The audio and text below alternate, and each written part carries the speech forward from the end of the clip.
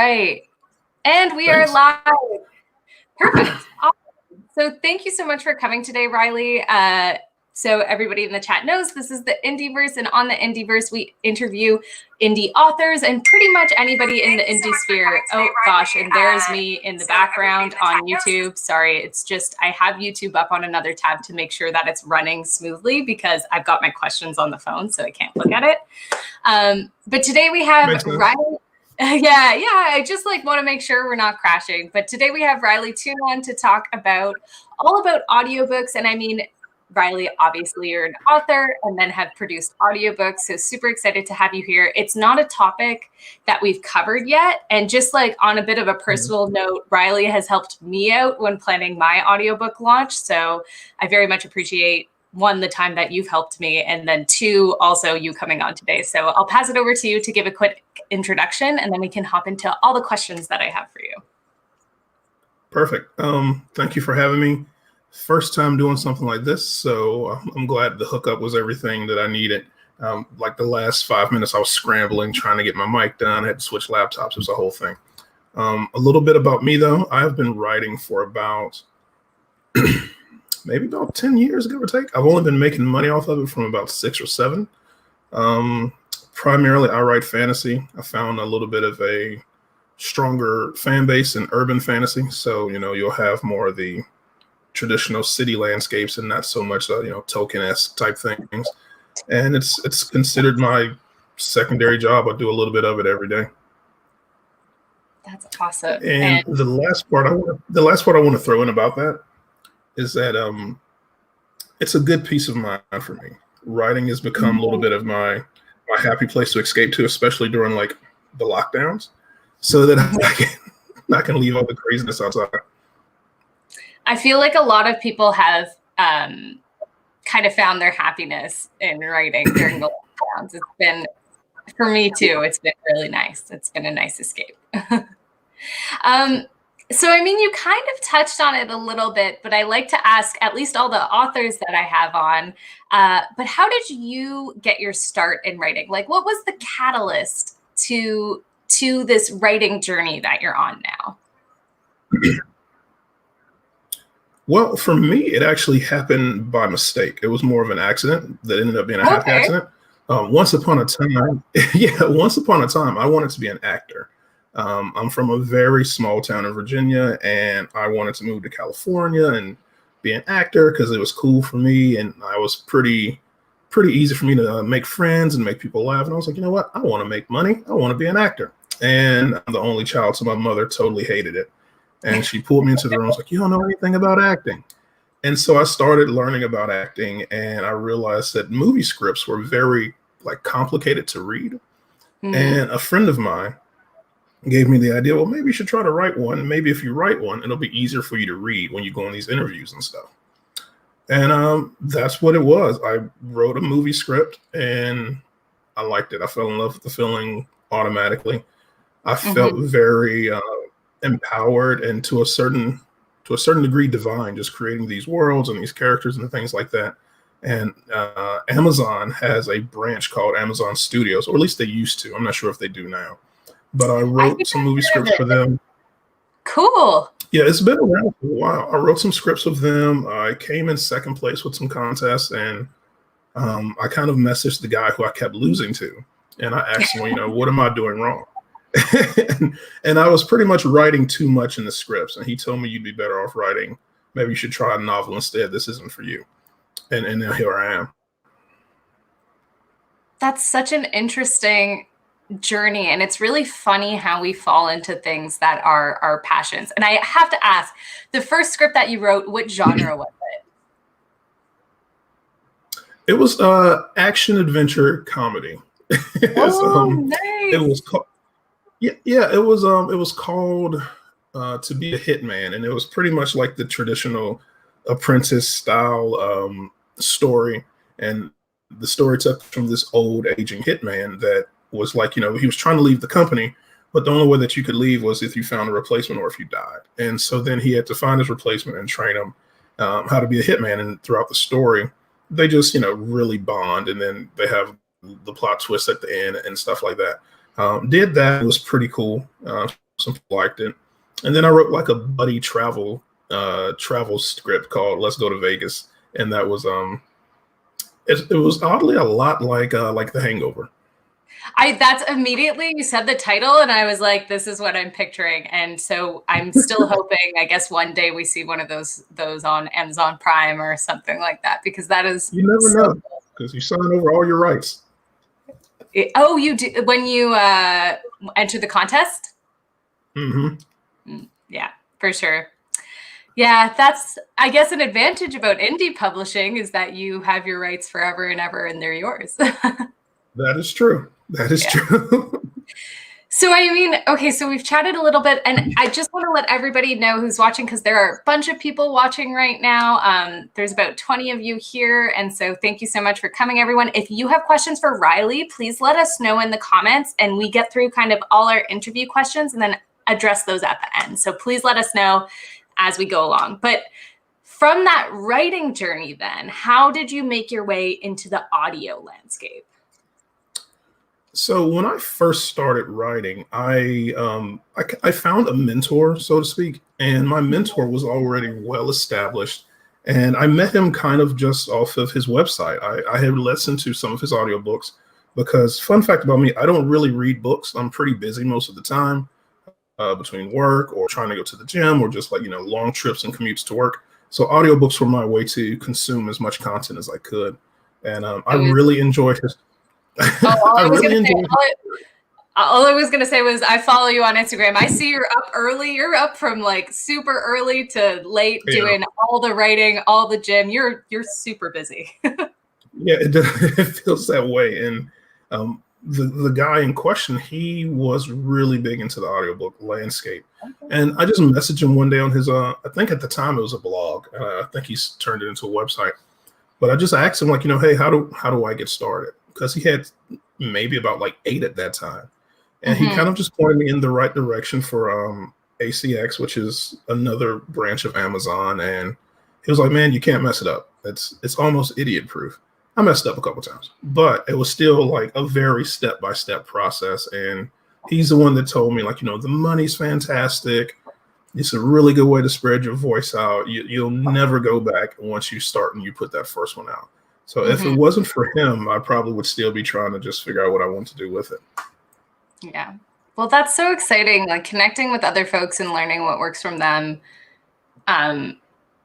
For example, just we've had chats about audiobooks, and there's a few others who I've chatted with about audiobooks too. And I don't know, without kind of seeing other folks do it, it's the best way to learn, right? From other people. So, I mean, with that, audiobooks can seem so intimidating sometimes because it is a whole production, right? Can you tell us about the process that you follow to start an audiobook and get it to the launch phase? So after you do the traditional stuff with your writing, as in you have the cover art done and you have the editing done and the formatting and all that stuff, once you get to the point that you want it to be audio, it is, like you said, it's very much like a production. You have to upload your script to ACX, which is the audiobook version or the audiobook branch for Amazon. And then you host auditions for voice talent. I think a lot of people feel like you have to come in knowing these connections, but Amazon gives you everything you need to be successful. They're like the mafia in the indie author world. So they've got everything on lock to a certain degree. So you hold your auditions. It is. You hold your auditions, and I usually tell people that are in that same space that are looking to do that, hold at least 5 auditions, unless you're just very confident that this first voice is going to be that voice, because these are your characters, they're your babies, and you spend so much time with them in your head. And as soon as you hear that professional give them voice, you're like, oh, that's it, because it just touches something in you. But then you hear another person who's like, oh man, this one's really good too. And I usually give anywhere from 5 to 10 and just pick the ones that I want. You can tell them ahead of time if you want young, old, multi-voices, accents. It's a whole selection of what you want. And then after that, it's a little bit of a haggle system. You determine if you want to pay them up front or if you want to split the royalties. We'll talk about the pros and cons of that later. And then and then you kind of just wait while they go through the production on their end. And once everything is finished, they upload it into the system. You approve it or deny it. And then after you're 100% happy with it, you submit it to Amazon. And then the waiting starts. And I believe it can be upwards of like a week, give or take. It depends on length. And then you wait until they determine, hey, this is good to go. It's production quality. It's in the world now. It's a pretty streamless process. The first time around, though, it does take a little getting used to. Yeah, I found like my experience with ACX was really great. Like you said, it's like step by step. It's just, I suppose there's choices that you have to, as the author, make along the way that make it, because there's a lot of choices. You have to choose, between, like you said, like accents and young or old or male or female. And then you have to choose between like the royalties, and then you have to choose between, oh my gosh, I had another one in my mind. Oh, the actual narrator. It's like intimidating for somebody who is decision adverse like myself. So, but Amazon makes it a really, really seamless process. And so, I mean, what was it like? I want to kind of gather from you, like, what was it like auditioning narrators? What was it like working with the narrators on your end? I thought it was very, very easy. So my first time into doing audio, it was my first book. I wasn't at the point where I'm at now, where the books kind of pay for themselves. So I didn't have a lot of revenue coming in from it. So everything was out of pocket. And I didn't have as much option to be as selective as I am now. So I kind of went with the person who sounded good and they were affordable. And that process was really good because he was open and he understood that, hey, like, I don't have a ton of money. So like, we worked out a deal on the back end to make it affordable for me, but also to make it lucrative for him. So, we kind of set it up so that no matter what happened for that entire series, it would always come back to him since he's doing it for a discounted rate. So it was really easy in that aspect. Then my second time around, the voice guy, he was very, very helpful also. He actually had a theater background, and this was his first time trying to do audio. But he was freakishly talented. As you could tell, he was made for this type of work. Voices out the wazoo. And he was really cool about everything. He ended up doing the second book for me in that series, and he brought another young lady with him, so she did the female portions. So I think everyone has been pretty good with it. I haven't had any hiccups yet. The only hard part for me is when you pretty much tell some people, no, I don't like what you just submitted. So your audition was great, but I don't want it. It's that kind of thing. And I think they kind of know once you just leave them like on scene or read. I think they realize that, this isn't what they want. Yeah. And it does. I mean, like with anything, you might get some duds, right? There might just be some things that fall flat for you or just aren't good. Yeah, I think some of them are so hungry that they just completely ignore the requirements that you've already set, and then they just still submit anyway and hope that they'll win you over. But if I ask for multiple voices, I would rather you not submit it and just say, hey, I can't do voices, but I work hard. It's just not where I want the story to go. Yeah, for sure. I totally understand that. Again, it comes down to there's so many things you kind of have to decide, and it's really exciting. But like, how would you describe your journey so far then? Like positive? Has there been challenges along the way? I think it's been positive. Outside of the pay portion, I think it's been positive. The only issue that I have with the entire process is that you really don't dictate how much you want your audiobook to be. On the paperback, on the paperback side or on the ebook side, even the hardcover book, you at least get to determine how much you want your work to be.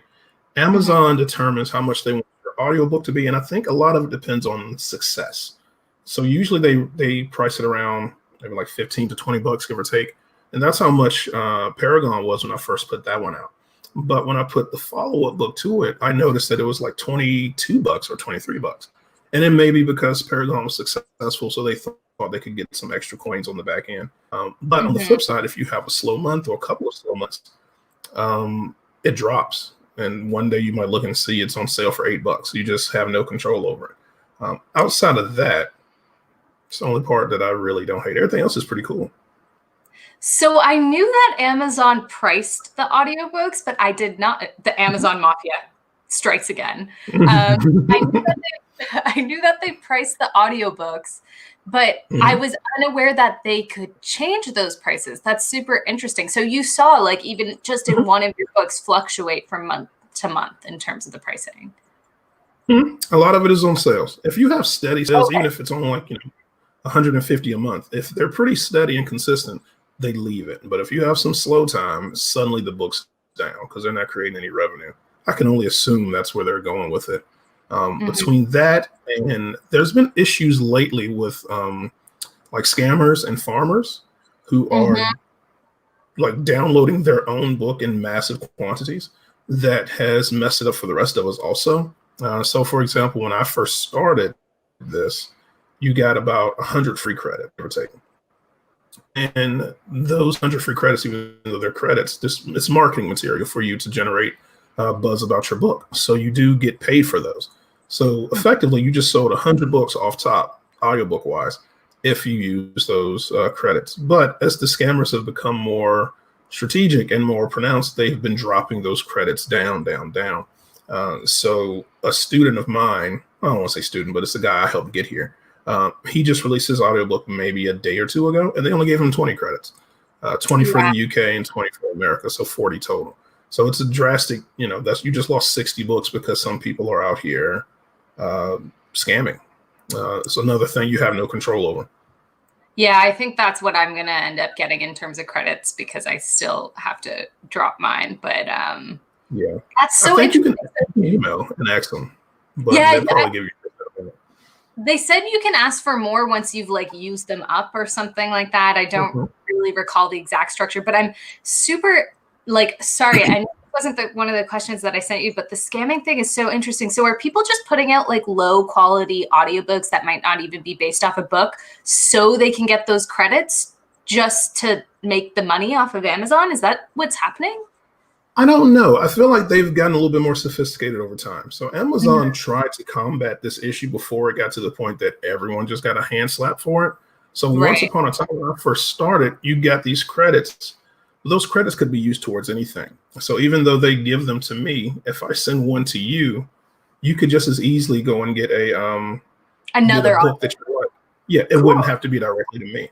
Yeah. And I'm guilty of this too. Once my book started doing well, I was using those credits for everything but marketing. Like any Amazon book that's like $30, instead of me just paying for it, I would just use that credit. But it still was legit. That's how they had it set up. And then as time evolved, they set it up so that you could only use those credits for your works. Right. And then apparently that still wasn't enough because then people were creating like fake accounts, fake emails. It was a whole ring of scamming activity so that they could get more downloads and more reviews just so their books could be pushed into the top. Yeah. Well, I'm sure Amazon didn't mind when they were being used for other books because I remember Audible had that huge push a few years ago. They were giving like free credit left, right, and center to get people on to Audible. So I'm sure they they're evolving over time, but then it does sound like some scammers really took advantage of it. That's crazy. I didn't know. I mean, I knew there must have been something behind it, but I didn't know there was like a whole kind of orchestrated scamming thing going on. That's really interesting. That's a lot of money going. Yeah. So I know we kind of talked about this a little bit earlier on, but when we go through the ACX process and you kind of ran us through it a bit with like you host auditions, then you find your narrator, the narrator produces it, you can review and then you kind of like publish. But there is the kind of pricing structures. And I know there's multiple pricing structures. So either you can pay your narrator flat out, they can get a royalty, or it can be like a combination of pay and royalty. So I wanted to get kind of your thoughts on that and maybe like who should do which one and which one you prefer, because I've been talking to multiple people, yourself included, about this. And it sounds like, this is a hard decision that people have to make when going into getting their audiobook produced. I think a lot of it depends on the avenue that you're coming from before you get to getting to your audiobook. So for the people who may have put out traditional books or ebooks and those books were widely successful, those are the type of people who may have a strong following or an audience. Like I know online you have a pretty good audience. For people like you, I would definitely recommend just biting the bullet and paying it up front. Because if your book really takes off, the price you pay out of pocket up front is usually going to be less than what you would pay once you start splitting those royalties. On the flip side, some people who may not have a strong following, or they just don't have the extra cash laying around, because normally if you're doing this out of pocket, you should expect to pay anywhere from $500 to $1,000 for voice talent. They usually charge per hour, and it's quite a bit of time on their end. So that's what I usually tell people prepare to pay for. But if you don't have that money up front, because that is a large chunk of change, especially in today's climate, you would be better off doing the royalty share. And I do believe the royalty share lasts for 7 years. I haven't checked it, but I believe it's 7 years. And so after that, you get 100% of your royalties after Amazon takes their cut off the top. I've done both. For my very first book, I did upfront. And the guy worked out a deal with me because he knew I didn't have a ton of money. I believe I paid him maybe $525 or something along those lines. And I gave him the money up front, and then the book did okay, but it wasn't to the point that I was like, man, I'm so happy I paid up front. The books didn't sell 100% as well as I wanted them to. Mm-hmm. So when I wrote Paragon, which is a completely different type of series where I stepped into urban fantasy, I was banking on the books not doing as well. I guess that was just a lack of confidence in my part, because the ebooks did okay, but they didn't do like great. It landed on the bestseller list a couple of times, but it wasn't like a consistent thing. So with my voice talent for the second time around being new, he was 100% cool with just doing royalty shares just to see how it worked. And the book took off almost overnight. And I felt like someone was pranking me. Like I sold a lot of copies in that first week. So I could have paid Chris, I believe, $800 up front. But after royalty shares, I believe he's made maybe like $6 or $7 grand from me. So in that aspect, of course, I really wish I would have just paid up front. It's one of those bullets that you don't know if you're going to be hitting it or if you're going to be getting dodged. So it just depends on where you're coming from. Now, in regards to a little bit of both, with the royalty share and the upfront thing, I think that's one of those deals that you kind of have to work out on the back end. Outside of ACE. I feel like that's a good way for people to get a little bit of both worlds, but it's also a good way to get scammed. If you're paying your audio guy $1,000 and then also giving him a part of the royalty share, I feel like that's not good. I feel like you should probably pay them a little bit less up front and then just work out the royalty share on the back end, unless this narrator comes with a monster audience of his own. Yeah, that is something that I've noticed. There are something just weird happened with my voice there. Sorry, it like was echoing, but it is something that I've noticed. That there are narrators that come with massive audiences, because I'm not a big audiobook listener. I've listened to a few, but I'm not that big into the space. But there are people who are fans of the narrators and will listen to anything the narrators do, which is something I didn't know going into this. Yeah, that's one of those little things of research that I try to take up. For example, if the guy if he's done an audiobook for one author and that book was like a huge success, I kind of try to see the other work that he did, because he could easily just be reading for a really great book and it's not really him. Right. So it's one of those things you kind of have to guess on. But if you find a narrator on social media, or if they have like a Facebook group, or like they have some dedicated listeners, which I think is pretty common in the romance genre. That's what I've been told anyway. Then they're usually going to be worth their money, because they can do marketing on their end also. That kind of makes sense in the romance genre, because, and I mean, this is not, I think romance is great. This is not saying anything about the genre, but it follows like a very prescriptive kind of formula for the most part.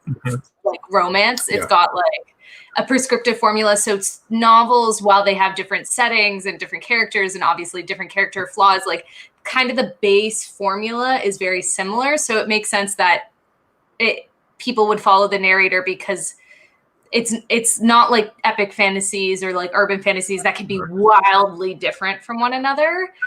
I don't know. it just makes sense to me in my head that way. Again, not to hate on romance. But so I guess my next question now, we've kind of talked about the different royalty splits and such, but have you found that your audiobooks are now, like, are they less successful, more successful, or the same as your ebook and paperback sales? No, audiobook for me has been widely more successful than ebook and paperback. I actually, me myself, I don't do a tremendous amount of sales book paperback, but it's also, I think, a little bit of a mixture of both, because I don't do a lot of marketing for ebook and paperback either. I think marketing is going to be the key to success on either side, but because it's easier and it's more of a cash cow for audio, so most of my marketing ventures are in the audiobook space. It's the one I have the least amount of control over, and it's the one that it's harder to calculate the income from it, but it makes so much more that it'd be crazy for me to focus on a 99-cent ebook, me personally. Some people might be able to walk that gray line in the middle. I remember you told me that your book has done pretty well. So, you might want to, yours may be like touch and go, but for me, it's been definitely audiobook all the way. Yeah. And I mean, my book's done. It's done all right. It's not made me any kind of money, but it's done all right. Compared to other people I know, you're doing good. It's a hard space. Yeah. I mean, but it sounds like you've kind of hit the streak of success that we're all wanting to hit, and you've hit it just in the audiobook space. Now, like, is there, and again, I'm sorry, this is just a follow-up question that probably wasn't on the list I sent you, but like, do you think there's any particular reason for that? Do you think like it's because you got a lot of advanced reviewers? Do you think it's because you just hit the right market at the right time? Like, what do you think contributed? And obviously because of your wonderful books, and also your covers are so amazing. If you guys haven't seen Riley's covers, like, check out the thumbnail, and all of Riley's information is linked down below, like Riley's website. Please go there because the covers are phenomenal. And I will admit, I haven't read your books yet, but they are going to be what I listen to first on audio after all my audiobook stuff launches. But I was just curious, like, what is it that you think made you hit kind of the streak of success that you have found in audiobooks? I think it's been a combination of a variety of things. So for one, the time between my first audiobook series and my second audiobook series, I do believe my skill as a writer just improved. I took time to like take additional classes and listen to writer-based podcasts and just learn the craft. The second thing is because urban fantasy is so popular now. Urban fantasy, superhero stuff, with all the Marvel movies and comics and things like that. It's just really the right time to be in this space. If I was doing this exact same book in the time of like Harry Potter or Twilight or 50 Shades of Grey, it probably wouldn't be as successful because that's just not what the industry was geared towards at that time. Luckily, I'm indie and I can write what I want. I don't have to be told what's popular and then this is what you need to write. So I believe the big thing is more so just the improvement in the writing. This is the right time for urban fantasy. So if anyone's watching that's an urban fantasy writer, now is your time. Like, go for it and put as much pressure on the gas as you can. And then also marketing. I mentioned this earlier, but I do focus really heavy on marketing. And from what I've realized is that a lot of people who do put so much effort into their books, they don't really consider the marketing portion on the back end, because this is kind of like a job. So writing is actually like the easy part. Getting out in front of the right people, letting them know that your book is there amongst thousands of others is what's the real complicated part. But I kind of do that ahead of time to prep for it. And that's really been successful. It really helps. Yeah. Also good review. A lot of people don't read reviews, but when they do, it really makes a difference. Yeah. Reviews are like gold to an author. I saw on your Instagram, you're approaching 300 reviews on your audiobook. Are you there yet? Not quite. And it makes me happy. It makes me happy when I see it, but then it makes me upset because I'll see the sales and then I'll see the reviews and the number, the the correlation just is so far off, and I don't know, it blows my mind, because for audiobooks specifically, I think it's like this for ebooks too. As soon as the book is over, it just asks you right there, like, would you like to leave a review? It probably takes more time to close the app out than to just hit 3, 4, or 5 stars. And some people just don't do it. So it would be great if at least 50% did. Yeah. Fantastic. Everyone will be on bestsellers list at that point. Yeah. Reviews are seriously like gold. They are gold. They are. So I only have a couple of questions left. So I see there's already some questions coming in the chat. So we'll get to those. But I wanted to ask, like, would you recommend audio to every genre? Or would you say, like, maybe only specific authors who write in specific genres should go to audio? I'm just like, I was just curious if you have any thoughts on that. I think I would recommend it to everyone. I think everyone should at least try it once. Even if it's not just for the sales, I can't stress enough that hearing your characters that you've created and spent this much time with getting a voice of their own, it'll take you back. It'll take your breath away, and you'll love every minute of it. So if you're doing it for that aspect alone, just for the art and the craft of it, definitely go for it. Now, some avenues are not going to be as lucrative as others. I can't say that. But if you write fantasy, or if you write romance, well, romance has always been a big cash cow. But if you write one of those, or one of the more popular ones, you'll probably do okay. If you write a genre that's kind of unique, there's probably some people out there for you. They just may not all be flocking to the audiobooks. You may need to do a little bit more on the marketing side to make sure people know that it's there. For sure. Yeah, I always like to hear, because audio is still, it's a growing space, but it still feels very small. So I was wondering if you'd recommend it to everyone. So it sounds great that, like, everybody should be kind of getting a piece of this. And I like that you emphasize the fact that if you're in one of those smaller sections, then you have to lean into the marketing side. That's something that I myself, because the way they for audiobooks. Sorry, go ahead. I said you definitely should, and it also teaches you a little bit more about the landscape, because the way they pay you in audiobooks is kind of funky compared to ebooks and traditional books. So, like, it's a learning experience too. Yeah, for sure. So I've got one last question, and it's kind of like a 2-part question. So the first part is, a lot of folks watching are new or aspiring authors, and so my first part of the question is, do you have any advice to new and aspiring authors? And the second part is, do you have any advice to somebody just starting off in audio? Yeah, new and aspiring authors, I think the easiest advice is to, one, not be so hard on yourself. I have like a personal writing goal every time I sit down of 3,000 words a day. And for some people that's low, for some people that's really high. But that's so many words. Oh my God. Yeah, but I get up really early, and I outline really well. And then I also, when I write the ending of my story first, so I kind of know where I'm going. So I just have to make sure I set my characters up to get there.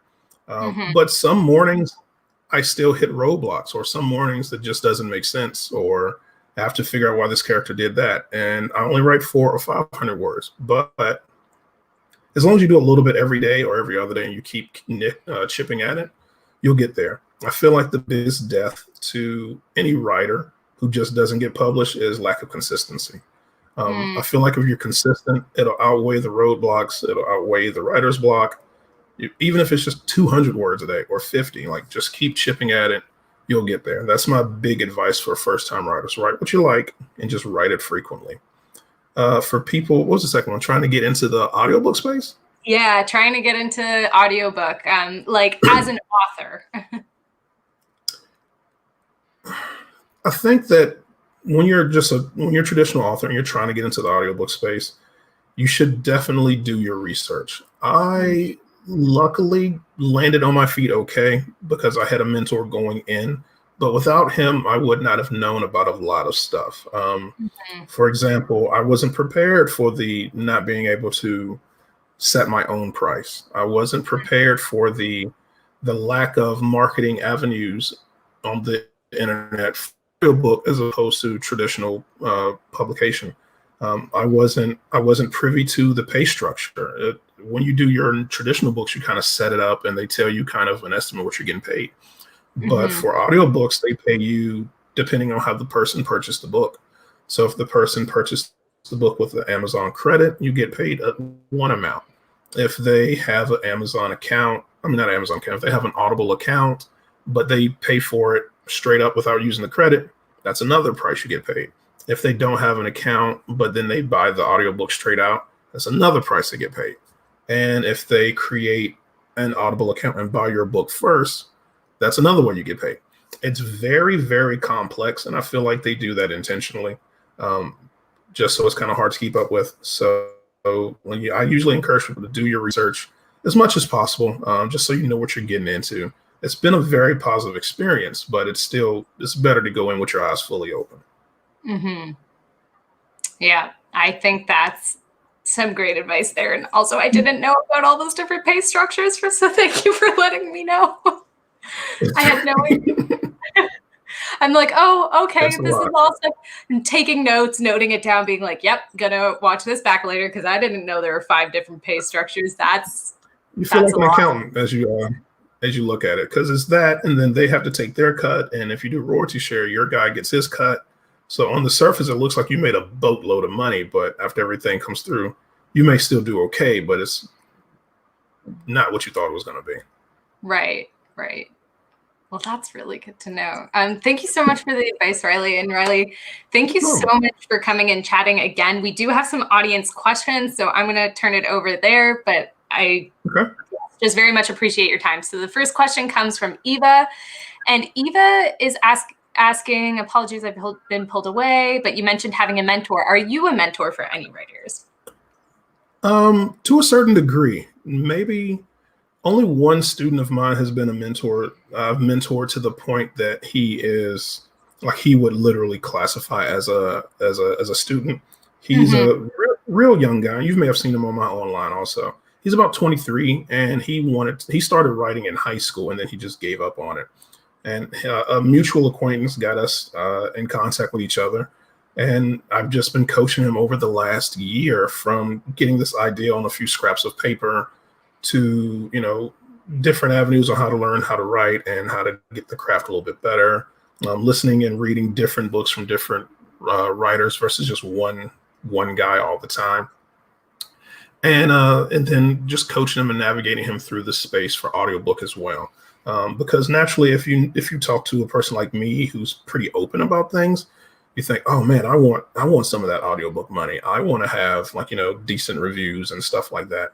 And he really was very enthusiastic about it. But he also did the thing that I tell everyone to do, to chip at it over time. There have been other students along the way who kind of wanted to write a story, but they realized it did take a little bit more effort than I think a lot of people realize. And they kind of just fell off the wagon, and that's okay. But for me, I give a lot of advice here and there to people, but I've only had one full-blown person I would consider like a student. And you also, sorry, this is a follow-up question to this, but you also mentioned you yourself had a mentor, and I have also, in my past have a mentor. Would you recommend having kind of a mentor-mentee relationship when it comes to writing? Would you recommend that, or is it just something that, you think maybe select folks should do? I don't know. I'm just curious to get your thoughts. I would recommend it. To me, what's the worst that could happen? I think the landscape can be very treacherous and confusing when you're just trying to do everything on your own and you're trying to Google search this. Even if this person isn't a full-blown mentor, I think it's great if you at least have someone who can give you a guide in the right direction. My mentor, for the lack of a better term, he just held my hand through a lot of it. And I'm very grateful for that. The downside is if that mentor does your job right, they could eventually become your competition. And that's kind of what happened for my mentor and myself. I went from the wide eye student to this guy who's in the top rankings with him. And we've stayed friends over these last few years. So it's been a really good experience that's come full circle. That's amazing. That's such a great story to hear. Because it's true. I never really thought of it that way, but it's true. Like eventually, if your mentor does do their job right, then they they do become your competition. But I think like, at least my experience in the author space is lots of people are most folks are very, very, very collaborative. So I don't know. They are, unless you're on Twitter. Twitter's got a weird author circle. Games I'm not on and clicks. Twitter. Twitter's kind of weird. I was like, Twitter's I'm a. I got it because someone told me like, as an author, you should have Twitter, and then I like realized every single time I went on, I just got angry, and I was like, not doing this. Are you still on Twitter? I am, but I really don't use it. Yeah. All right. So the next question is from Sacco. So Sacco is asking, do you perform your own books? No. I know some writers do it though. There's a couple of series that I've come across, and the writer actually does their own work, and they do okay. But I prefer to do everything outhouse. Like I outsource everything. All I do is write. I don't have the time or the passion or the drive to do all the side stuff. That's why my YouTube channel hasn't been touched in almost a year. I just didn't like it. So it's hard for me to do things I don't like. So audiobooks for me specifically, I always encourage people to get voice talent because that's their job. I also do the same thing for editing and formatting and cover art. Unless you're just really, really proficient in those avenues, I usually recommend just get a professional. The saying is weird, like don't judge a book by its cover, but that's 100% what it's there for. So put your best foot forward and do it. And it's the same thing for audio talent. So long story short, I don't do mine. I would fail terribly. Yeah, I think I kind of subscribe to the same philosophy. Like unless I'm like super proficient at something, I'm getting somebody else to do it. I very much like to focus on the writing aspect. Let me say this real quick. I'm over here glancing at the comments, and RP Lenny. I know. RP. I had to delete my Twitter. Author Twitter is a Satan hole of anger and sadness. It really is. You are right on. Yeah. That's fine. Right that's on the money. Good. I mean, it's a little bit true. But yeah, all I was going to say is do you perform your own books topic is, I believe on Monday, I'm actually having my audiobook narrator come onto the IndieVerse. So if anybody has any like questions geared towards like narrators, and kind of what talents you need to kind of do that, I think that'd be a great place to ask it. Would you ever, Riley, though, would you ever consider doing your own audiobook? Because you do have kind of that background in acting. No, I wouldn't have the time. Just working with my narrators, I didn't realize how much time actually went into doing it. It's I follow a couple of them online, and you have to have the correct setup and the correct software and a quiet space. And I have a toddler at the house, so that's not really happening. So it's definitely you will never see me doing my own audio or anybody else's. They have like full professional studios, and I was kind of doing the calculation in my head, and you pay your audiobook narrator if you're paying up front by per finished hour. And there's like 4 or 5 hours that go into each per finished hour. So they're putting so much, or like that's what ACX predicts. I'm sure a super professional narrator who's done it many times is much shorter than that. But like they're doing so much work. They're doing so much work. They are. Yeah. With Chris, my guy who did Paragon, when we first got together for Paragon, his schedule was really open. Because I said he had just transitioned from like theater acting and stuff like that. And then Paragon did really well. And he did another series that did really well too. And from what I understand, he stumbled across this guy, or this guy stumbled across him, who was a New York Times bestseller, but none of their catalog was on audio. So they hired Chris and the young lady who also helped him on my second book. They hired them to do the entire back catalog. And so they were pushing out a whole book in like maybe 3 weeks. Every 3 weeks, it was a whole nother book. Yeah. So when I finally finished Omega, and asked Chris. I was like, "Hey man, you ready for more?" Like, and so I was. He was like, "Yeah, but my throat is shot." So they were working so much that he was out of commission for like a whole month, just letting his cords and everything relax and get back to normal. So I'm sure it's a grind on their side too. Another reason why I definitely wouldn't want to do it.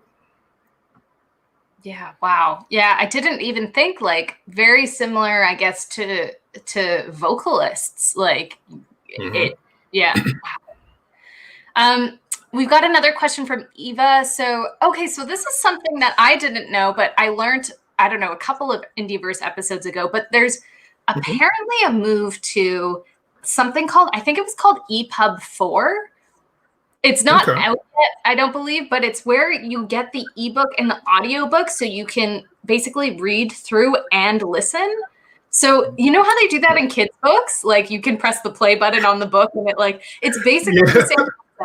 I had no idea that this was happening, but someone said like this is something that is in kind of the works or something Amazon's looking at. And so the question here is, do you have any predictions for the evolution of audiobooks? Similar to you, I didn't expect that to be a thing, but based off of my experience since I've been doing audiobooks, I feel like it is going to skyrocket. I think that more people are going to get in the space as awareness spreads and just the financial stability that comes along with it. And after you get enough reviews set up, just like anything else, audiobooks kind of sell themselves. But with the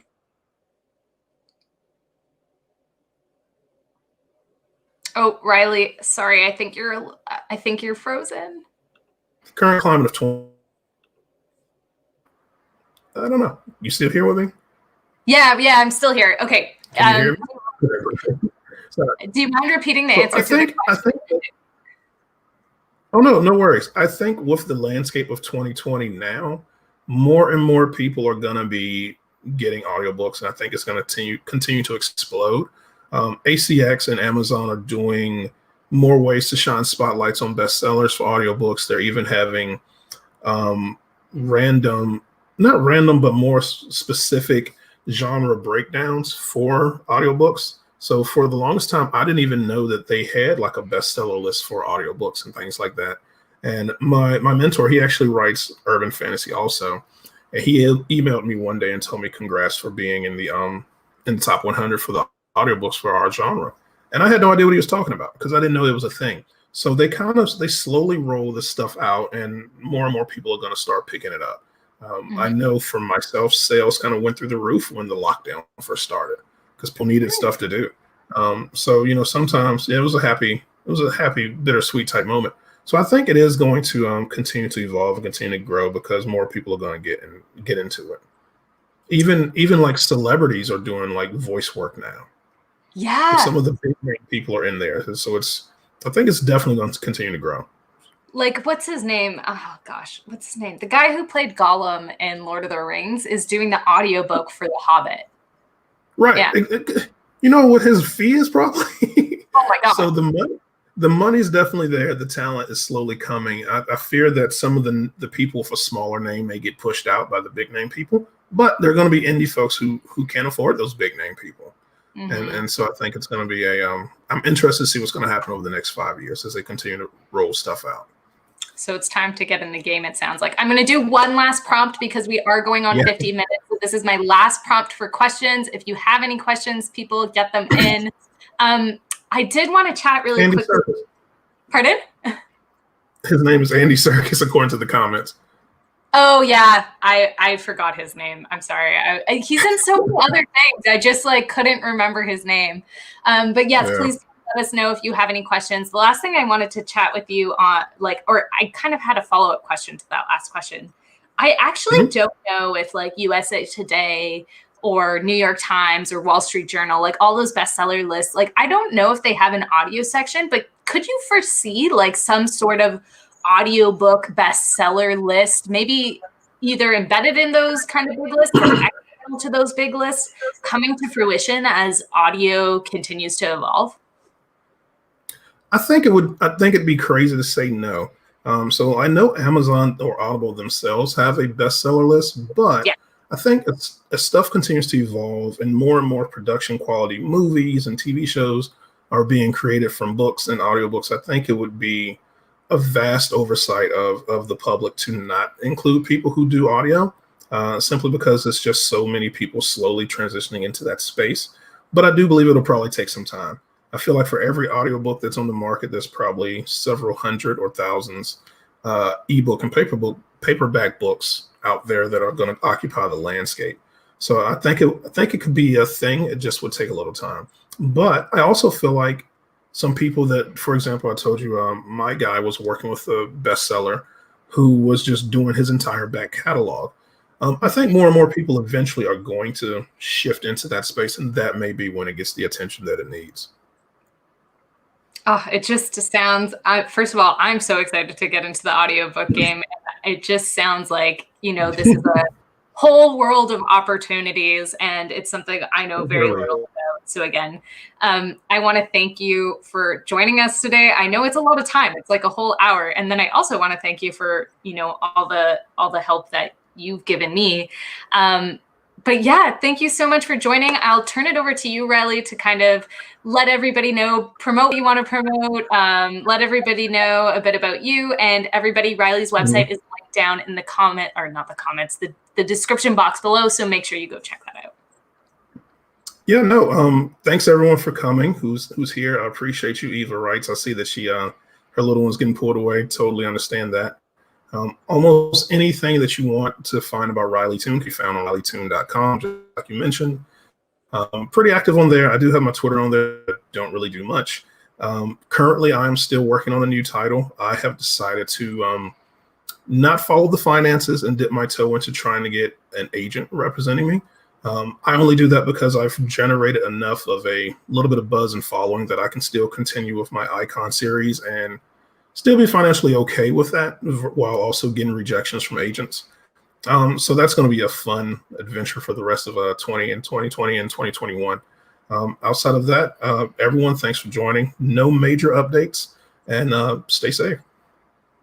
Thank you so much, Riley. Thank you so much, everyone, for joining. Make sure to check out Riley's audiobooks. And the next episode of the IndieVerse, I believe, is on Monday at 1 p.m. EST. I'm pretty sure it's scheduled.